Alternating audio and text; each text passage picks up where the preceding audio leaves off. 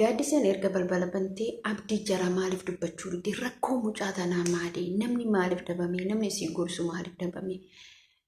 Gaaddiseen dhibbumaan dhibbatti abdii utuu jaalattu itti achi baatee dubbachuu didde garuu abdii hedduu takka galatoo midduu takka ulfaadhu siin jedha. Hordoftoota amantaa musliimaa hundi keessaniyyuu Eid Mubaarak kul ammoo eentu alfa bikeer baga rabbiin sanaa guutuu aanaa alii kenna wajjin hiriyoota kenna wajjin maatii kenna wajjin rabbiin ittiin isin ga'e isinin jedha rabbiin akkanumatti sanaa guutuutti nu haa deebisu. Isinin jechuu barbaada hiriyoota koo qaqqaalii gaggaarii kan biyya keessaa kan biyya alaa jirtan hunduma keessaniyyuu baga ittiin isin ga'e Eid Arafaa isinin jechuu barbaada.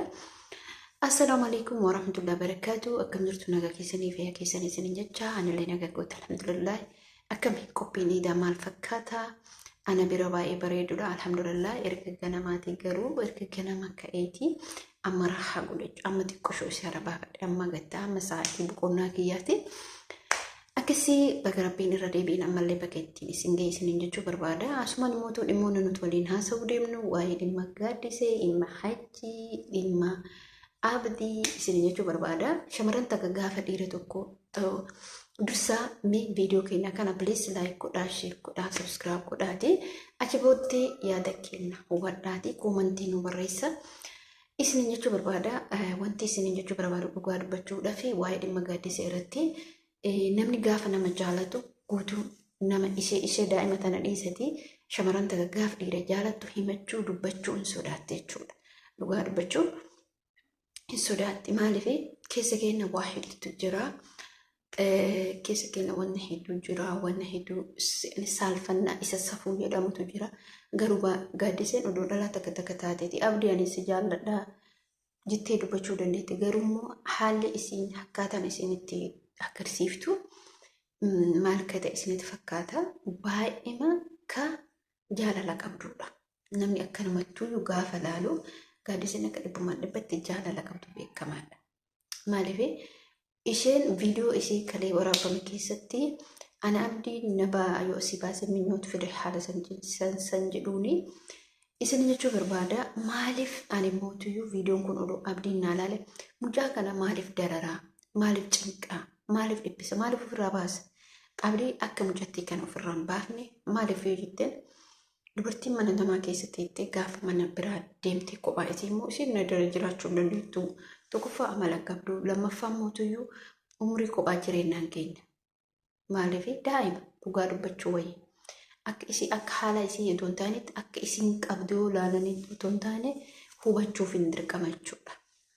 Nama kophaa jiraatu miti, nama namaa wajjillee jiraatu miti. Garuu namni isii wajji jiraatu maatii ofiiyyuu hin jiraanne, maatii ofii wajjin hin jiraanne si qofa jechuudha. Waan si jaalattuuf waa hedduu ta'aa jirti.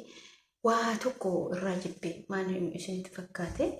Wallahi wannan isirraa jibbee uffata sana akkasitti teessisuudha jechuudha. Isheen guyyaa meeqaaf balbala cufattee teette? Inni sun dhiira. Isheen tun dubartii hamma feetes taatu silaa uffanni isaa sun akkas ta'uu qabu. Waa hunda gootee sirreessitee maayoo ta'etti maal rakkoo qaba? Isiin amma aaraan uffata isaa san gadi guurte. Maal isiin bilbiluma akkas akkuma dubartii uummata adii kana maaliif akkas gooti?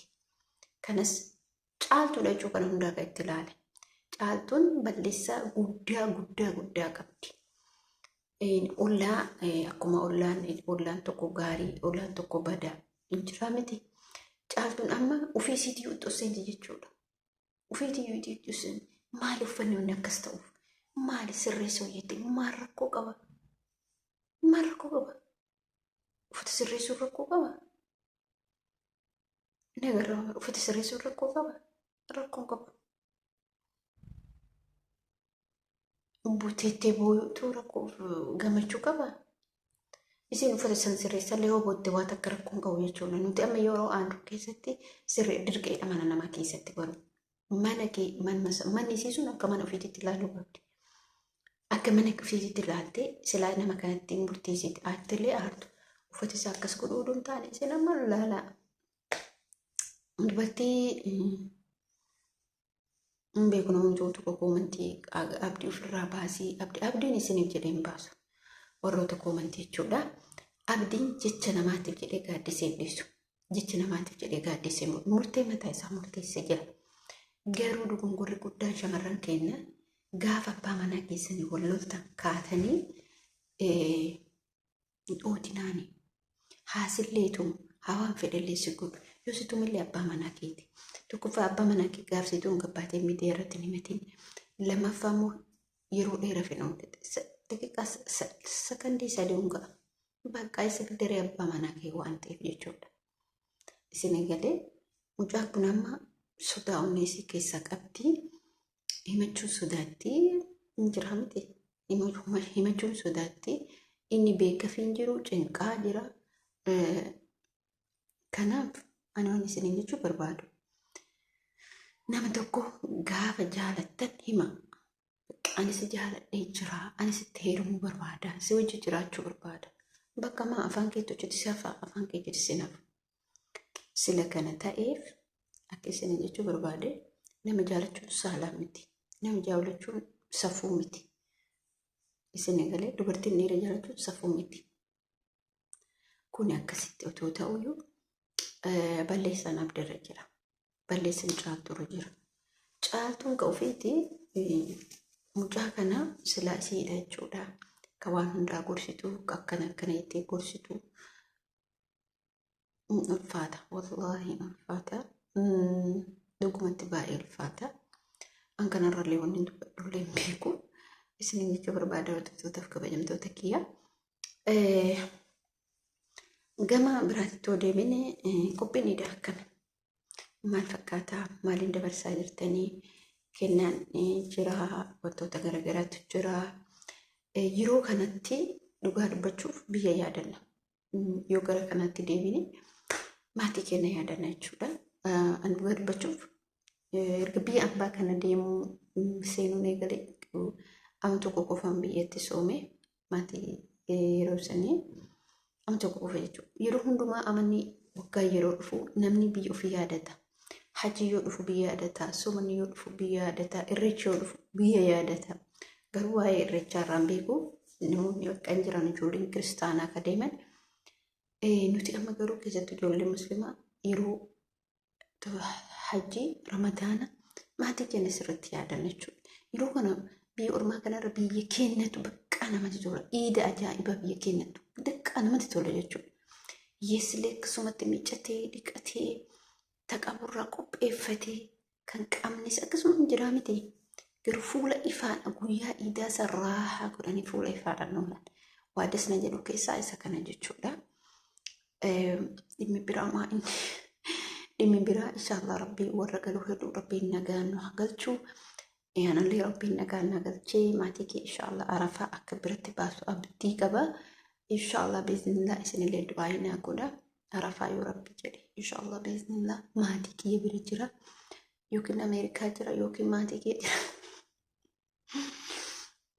Yookiin UK jira bakkuma rabbina jiraachisa jira yookiin biyyuma kee maatii kee bira jira inshaallah arafaa maatii kee bira jira isin jechuu barbaada.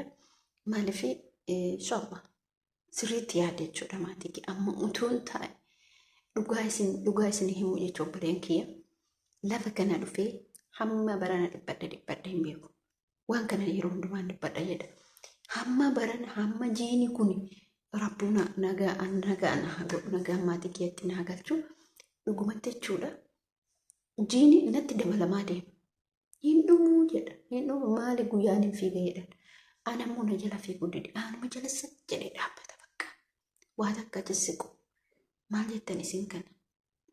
Garuu alhamdulillah dafi jechaa jira.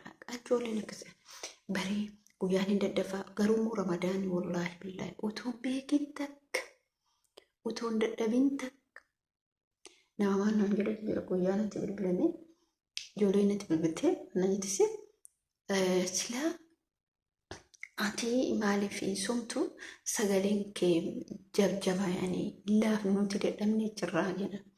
Alhamdulillah rabbil alamin wallaahi hin dadhabne akkuma jabaatti dabarsise alhamdulillah. Waa hunduma keessattuu maaliin fakkaata alhamdulillah jedhe rabbi keetitti yeroo hundumaa rabbi kee galateeffadhu. Rabbiin galateeffachuun humna si ta'a. Akkasii isiniin jedha hordoftoota akka bidumtoota kiyya Eid Mubaarak kullamoo intu alfi bikee. isin jecha barbaada. Kanuma ama viidiyoo biraatiin walitti deebinutti. Assalaamu alaikum warahmatullaahi wabarakatuh. Iid mubaarak.